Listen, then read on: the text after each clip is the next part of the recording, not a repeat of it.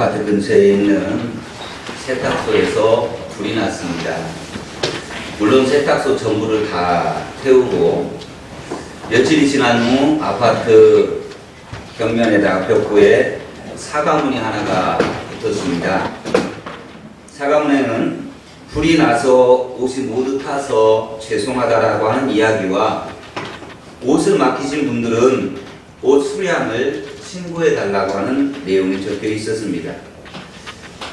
이러한 사과문이 붙은 후에 한 주민이 그 사과문 아래에다가 글을 하나 적고 갔습니다.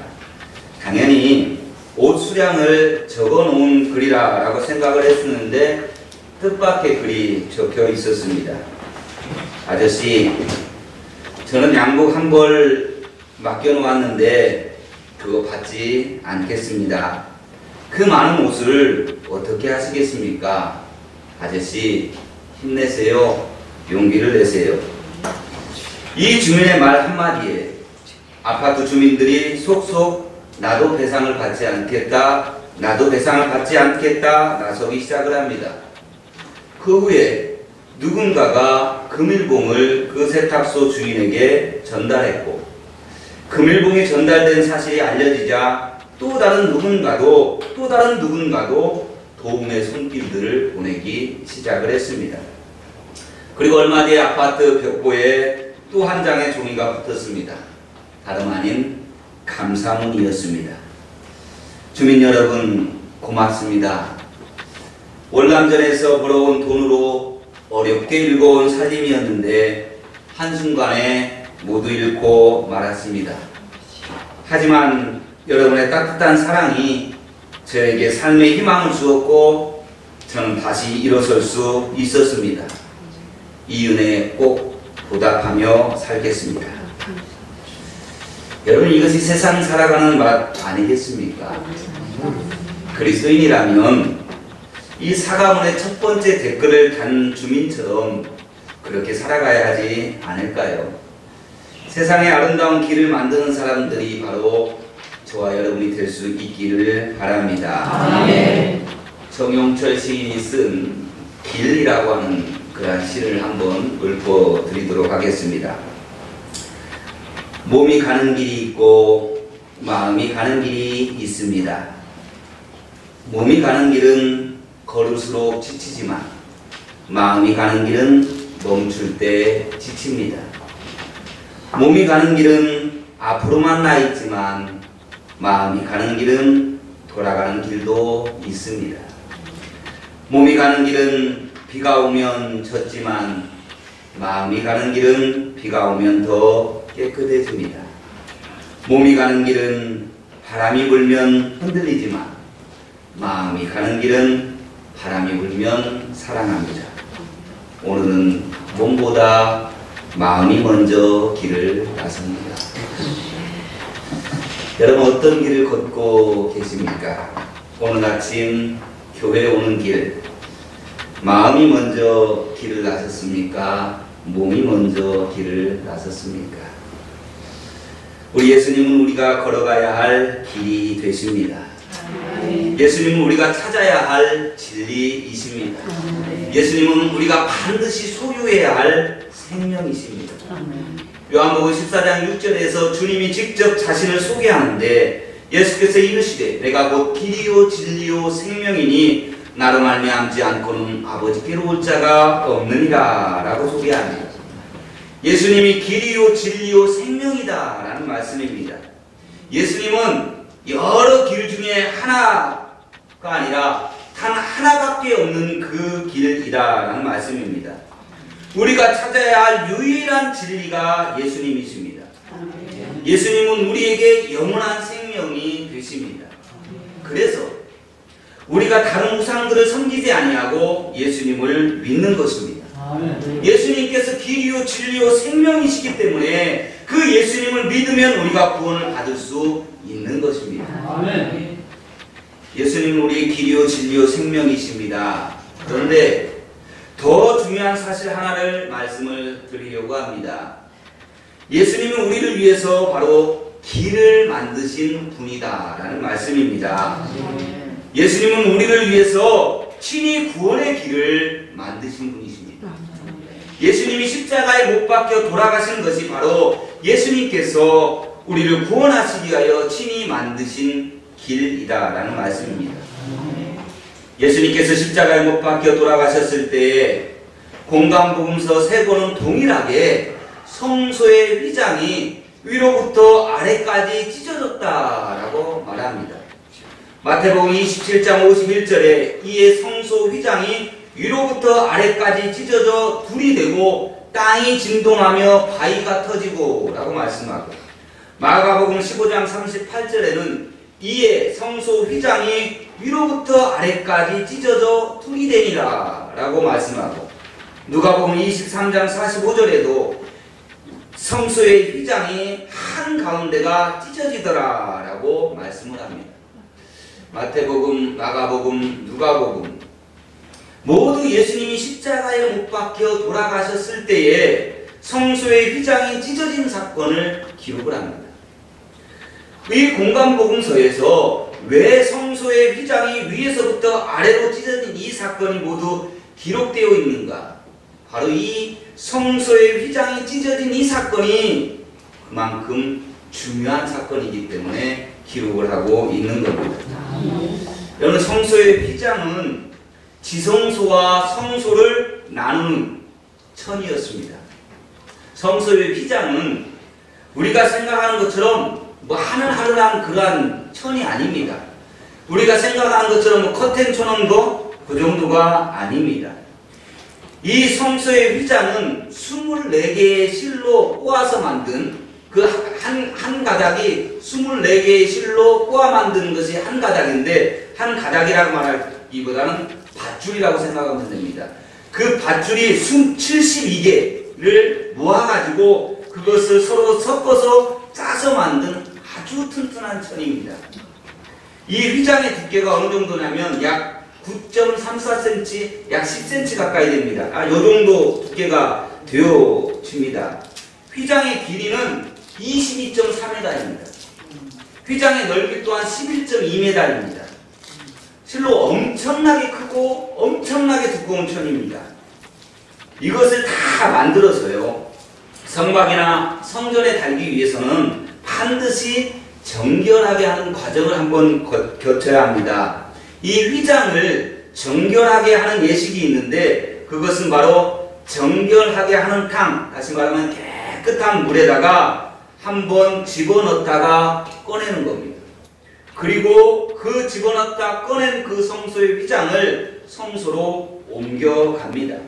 그때 물을 한껏 집어먹은 이 성소의 휘장은 몇 사람의 힘으로 성전으로 옮길 수 있는 무게가 아닙니다. 이 정결한 물에 한번 담갔다가 뺀 성소의 휘장은 당시 제사장 300명이 힘을 모아서 옮겨야 할 만큼 어마어마한 무게를 가지고 있었습니다. 이런 휘장이 위에서부터 아래로 찢어져서 둘이 되었다라는 겁니다. 여기 휘장이 위에서부터 아래로 자연적으로 찢어질 가능성이 과연 얼마나 될까요? 그렇게 두꺼운 휘장이 위에서부터 아래로, 그것도 자연스럽게 찢어질 가능성은 전혀 없습니다. 이건 아무리 생각해도 불가능한 일이에요. 성소의 휘장이 위에서부터 아래로 찢어질 가능성은 제로예요, 제로. 삼손이나 골리앗 같은 힘센 장사가 아래에서부터 위로 찢어낼 수 있는 그런 가능성도 전혀 없는데, 위에서부터 아래로 찢어진 사건은 한마디로 초자연적인 사건입니다. 이건 인간의 힘으로 찢을 수도 없고요, 자연적으로 찢어지지도 않는 겁니다. 그런데 이 엄청난 사건은 예수님이 십자가에 돌아가실 때에 일어났다는 겁니다. 왜 하필이면 예수님께서 십자가에 못 박혀 죽으실 때에 성소의 휘장이 위로부터 아래까지 찢어졌을까? 이 두 사건이 무슨 관계가 있는 것일까?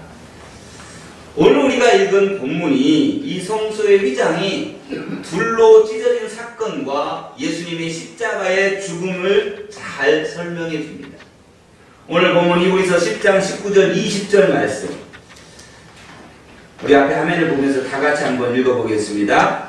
그러므로 형제들아 우리가 예수의 피를 힘입어 성소에 들어갈 담력을 얻었나니 그 길은 우리를 위하여 휘장 가운데로 열어놓으신 새로운 살 길이요 휘장은 곧 그의 육체이라.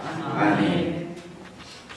성소의 휘장이 위에서부터 아래까지 찢어진 사건은 한마디로 초자연적인 사건입니다. 이건 사람이 할 수 있는 일이 아닙니다. 이것은 하나님께서 하신 일입니다. 그렇다면 무엇을 위해서? 무엇을 위해서 하나님은 성소의 휘장을 위로부터 아래까지 찢으셨을까요? 예수님께서 무엇을 위해서 십자가에 못 박혀 당신의 몸을 찢으시고 돌아가셨을까요? 우리는 모두 죄로 인해서 하나님께 가까이 나아갈 수가 없는 사람들이었습니다. 그래서 하나님께서 우리를 위해서 하나님과 가까이 만날 수 있는 길을 만들어 주셨습니다. 하나님께 가까이 나아갈 수 있는 길을 만드시려고 그 휘장을 위에서부터 아래로 찢으신 것입니다. 하나님께로 더 가까이 나아갈 수 있는 길을 만드시기 위하여서 예수님께서 십자가에 돌아가신 겁니다. 오늘 우리가 읽은 히브리서 10장 19절 20절이 바로 그것을 설명하고 있는 겁니다. 그러므로 형제들아 우리가 예수의 피를 힘입어 성소에 들어갈 담력을 얻었나니 그 길은 우리를 위하여서 휘장 가운데로 열어놓으신 새로운 살 길이요 휘장은 곧 그의 육체니라. 그런데 성소의 휘장이 위로부터 아래로 찢어진 사건이 중요한 사건일까요? 아니면 하나님의 아들 예수 그리스도께서 십자가에 못 박혀 죽으신 사건, 예수님의 육체가 찢어지는 고통을 당하신 그 사건이 더 중요한 사건일까요? 예수님께서 십자가에 못 박혀 돌아가신 사건이 성소의 휘장 위에서부터 아래로 찢어진 그 사건보다 훨씬 더 중요한 사건입니다. 성소의 휘장이 찢어진 사건은 한마디로 그림자입니다. 그리고 예수님이 십자가에 죽으신 것이 실체입니다. 피곤에 지친 한 마리 여우가 있었습니다. 강한 자만 살아남는다라고 하는 밀림에서 하루하루를 살아가는 것이 혹이나 두렵고 불안하기만 했습니다. 벌써 저쯤 떨어지는 해를 등지고 비틀비틀 힘없이 걸어가고 있던 여우가 하늘을 향해서 불평을 터뜨리기 시작합니다. 나는 왜 이렇게 약하게 태어났을까?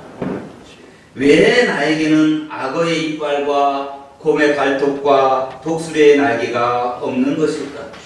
이건 너무나 불공평한 거 아닌가? 그러다가 갑자기 여우가 깜짝 놀라는 사건이 있었습니다. 해를 등지고 있는 자기의 그림자가 얼마나 길쭉하고 얼마나 커다란지 그걸 보며 깜짝 놀랐습니다. 아니, 내 덩치가 이렇게 크다고?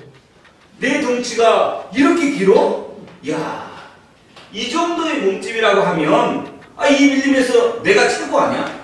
나는 이렇게 큰 몸집을 가지고 있는 동물들을 지금 본 적이 없는데, 야, 내가 그동안 내 자신을 너무 모르고 살았구나. 내 이 덩치를 갖고 괜히 이놈 저놈 눈치 보면서 피실피실 피해 다녔구나. 그리고 보니까 자기 덩치가 정말로 굉장한 거였습니다. 그리고 보면 볼수록 그 그림자는 자꾸만 커져갑니다.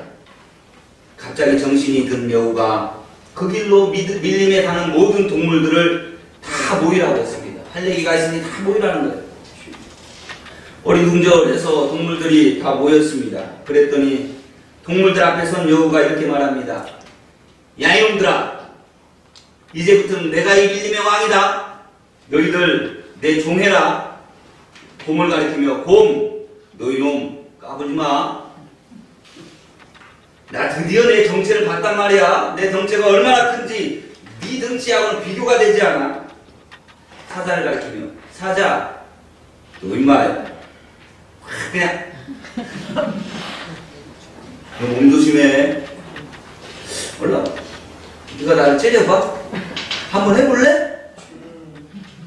그러다가 그날 이 여우는 사자한테 곰한테 맞아 죽었다는 이야기가 있습니다.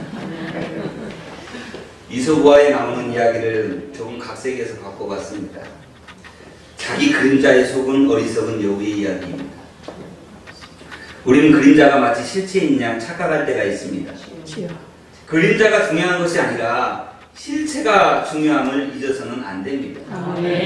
성소의 휘장이 찢어진 것보다 예수님의 십자가의 죽으심이 중요합니다. 예수님의 십자가의 죽음으로 인하여 하나님께로 가는 길이 활짝 열렸기 때문입니다. 하나님께 더 가까이 가는 길이 예수님께서 십자가 사건을 통해서 우리에게 열어놓으신 길입니다.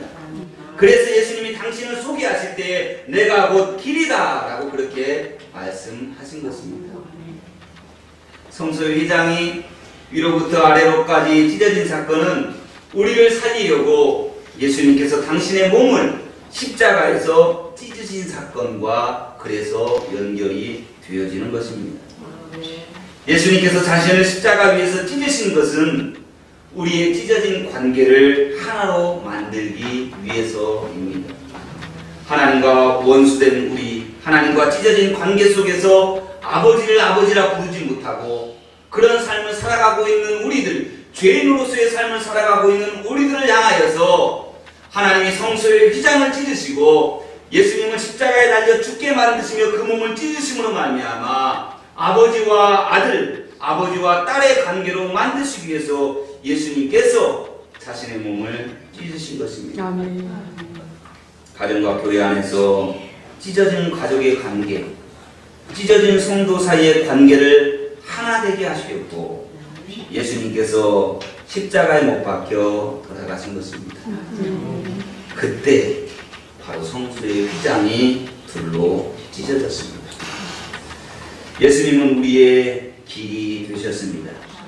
예수님 우리가 하나님과의 관계를 회복하고 하나님께 나아가도록 직접 길을 만들어 주셨습니다. 성경이 만든 사람 존 워나메이커라고 하는 분이 있습니다.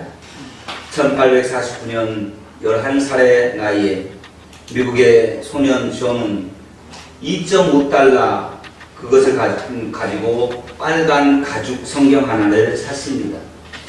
너무 가난한 나머지 현금을 다 주고 살 수가 없어서 이 성경을 할부로 샀습니다.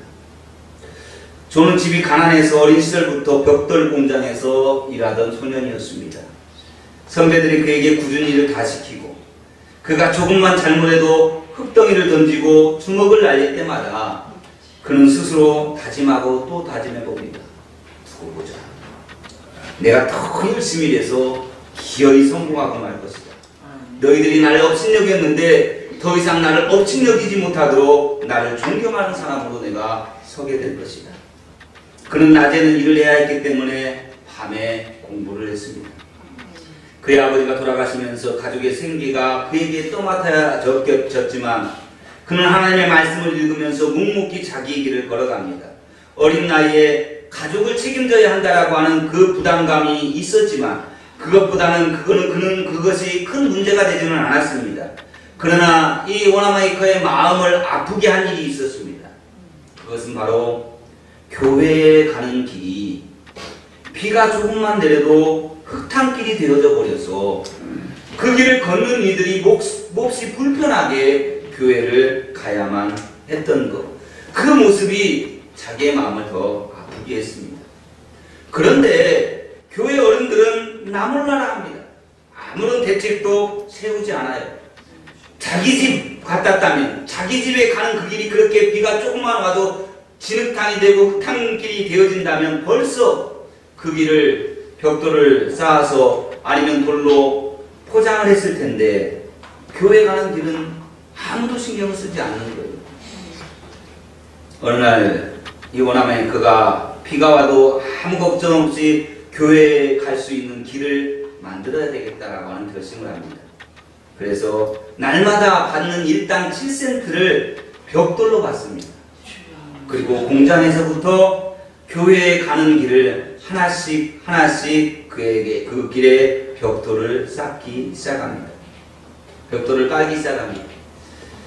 이 원아메이커가 혼자서 이 일을 완성하려고 하면 적어도 2년의 세월이 걸려야 합니다. 하지만 이 존은 벽돌로 포장된 길을 걸어서 교회를 들어가는 아이들의 환한 얼굴들이 떠올리면서 그 일을 해나갑니다. 사랑하는 여러분, 믿음은 기적을 일으킵니다. 이 원아메이커 혼자서 교회 가는 길에 벽돌을 깔기 시작한 지 한 달쯤 지났을 때에 그동안 이기적이며 형식적인 신앙생활을 하던 교인들이 이 어린 존의 모습을 보며 반성하기 시작합니다. 그리고 교인들은 교회에 오는 길뿐만 아니라 그때 돌아보니까 예배당도 너무 낡았다라는 것을 깨닫게 되어지고 예배당도 새로 짓기로 결심을 합니다. 이 존은 무슨 일을 하든지 열심을 다해서 최선을 다해서 했습니다. 그는 하나님이 주시는 지혜로운 새로운 사업들을 많이 시도해서 성공합니다. 1896년 57세 때 존은 뉴욕 브로드웨이에 거대한 백화점을 세웁니다. 그는 YMCA 창설자로서 전 세계에 수많은 그런 YMCA 건물들을 지어주었습니다.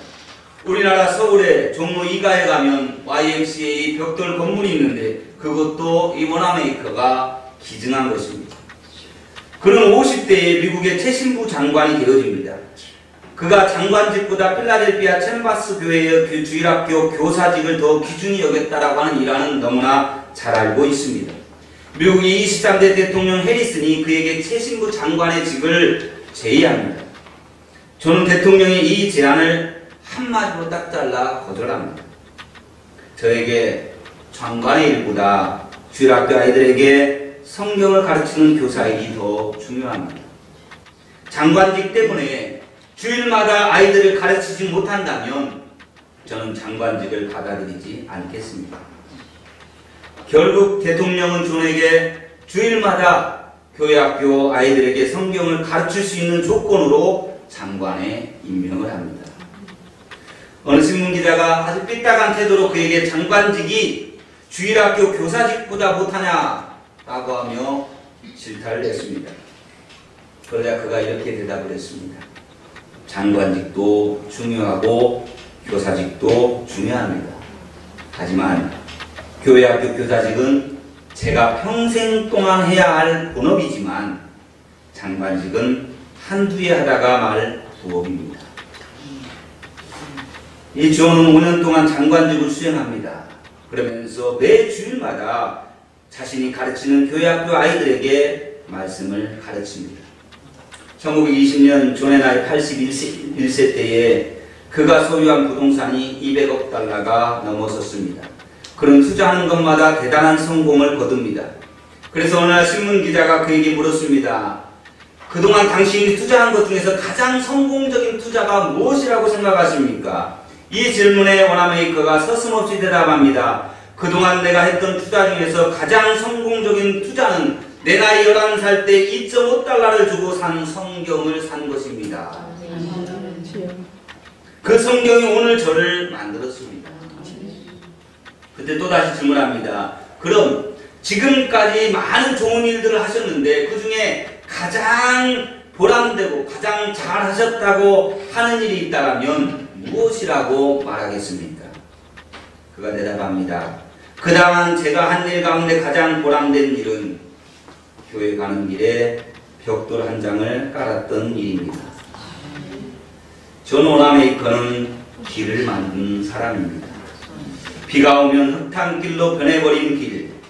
이 존은 그 길을 비가 오나 눈이 오나 어린아이 할 것, 어린이나 아이들이나 어린이나 다 할 것 없이 행복하게 교회에 갈 수 있도록 아름답게 그 길을 만들었습니다.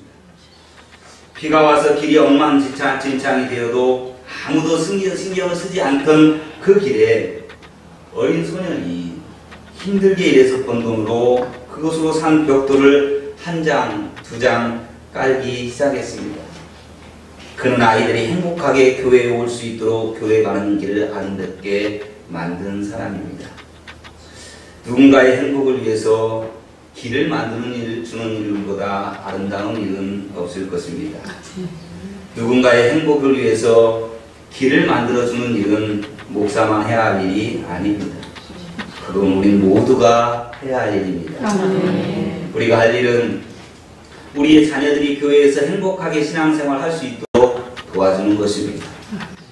우리가 해야 할 일은 예수님을 모르는 사람들에게 교회에 와서 복음을 들을 수 있도록 도와주는 것입니다. 이것이 길을 만드는 사람들의 모습입니다. 남편이 병으로 세상을 떠난 부인이 5살과 3살 된 아이를 키우기 위해서 철길가에 있는 신발 공장에 취직을 합니다. 매일 아침 출근할 때 두 아이들을 맡길 곳이 없기 때문에 안고 업고 공장으로 출근해서 공장 안에 조그마한 방에서 놀게 하고 부인은 일을 했습니다. 따뜻한 어느 봄날 방 안이 너무 답답하다고 두 아이들이 엄마 몰래 그 방에서 나와서 철길로 나갔습니다. 철길에서 조약들 치기도 하고 가위바위보도 하면서 놀고 있는데 갑자기 기차가 오는 것을 보지 못하고 그 놀이에 빠져서 이 아이들은 그대로 그 철길에 있습니다. 누군가가 애들이 없어졌다라고 하는 소리를 하자마자 이 엄마가 바로 뛰어나가 보니 철길에서 아이들이 놀고 있습니다. 쏜살같이 달려가서 이 두 아들을 철길 밖으로 밀어낸 순간 기차는 그 엄마를 치고 지나갔습니다. 동네 사람들이 그 엄마의 장례를 치고 난 후에 두 형제는 고아원으로 보내집니다. 이 두 형제는 고아원에서 자라서 어른이 됩니다. 그리고 어머니의 무덤에 조그마한 묘비를 하나 세우고 거기에 다음과 같이 새겨놓았습니다. 어머니, 우리 어머니, 사랑하는 우리 어머니. 이 어머니의 사랑의 절정은 두 아들을 기르기 위해서 일당 몇백 원 받으면서 일했던 그것이 아닙니다. 두 아들을 기르기 위해서 자신은 굶고 아이들의 입에 먹을 것을 넣어주었던 그것도 아닙니다. 이 어머니의 사랑의 절정은 그 기찻길에서 놀고 있던 두 아이의 생명을 건져내고 자신의 목숨을 버렸던 그 사건입니다. 마찬가지입니다. 예수 그리스도의 사랑의 절정은 우리를 위해서 십자가에서 자신의 몸을 찢으시면서 죽으신 사건입니다. 그래서 찬송 작사자 하복엘이라고 하는 사람은 내 너를 위하여 몸버려 피 흘려 내 죄를 위하여 내 죄를 속하여서 너에게 살 길을 주었는데 널 위해 내 몸을 주었는데 너는 날 위해서 무엇을 주느냐라고 묻습니다. 사랑하는 여러분, 성소의 휘장이 찢어지지 않았다면 우리는 담대히 하나님께 나아갈 수가 없습니다. 예수님께서 십자가의 고난을 당하시지 않으셨다면 우리는 예수님을 믿을 수도 없고 구원받을 수도 없습니다. 예수님의 십자가 죽음이 없이는 우리 모두 다 하나님의 자녀가 될 수 없습니다. 찢어지는 고통 없이 길은 만들어지지 않습니다.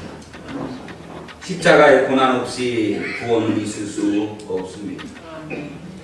우리도 예수님처럼 원함의 것처럼 길을 만드는 사람이 되어야 되지 않겠습니까? 우리도 예수님처럼 누군가를 위해서 길이 되어져야 하지 않겠습니까? 어떻게 누군가를 위해 길을 만들고 어떻게 누군가를 위해 길이 될 수 있습니까? 바로 찢어져야 길이 만들어집니다. 그럼 내가 나의 무엇이 찢어져야 할까요?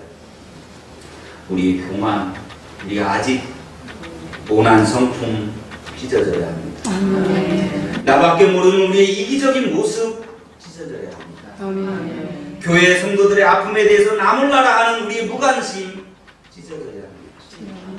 신중하지 못하고 말을 함부로 하는 우리의 잘못된 태도가 찢어져야 합니다. 감사하지 못하고 늘 불평 속에 살아가던 나의 입술이 찢어져야 합니다. 형식적이고 의무감으로 신앙생활, 예배생활하던 잘못된 우리의 습관이 찢어져야 합니다. 봉사와 헌신하지 않고 교회를 위해서 봉사하는 사람들 향해서 비판을 일삼던 나의 그릇된 모지랖이 찢어져야 합니다.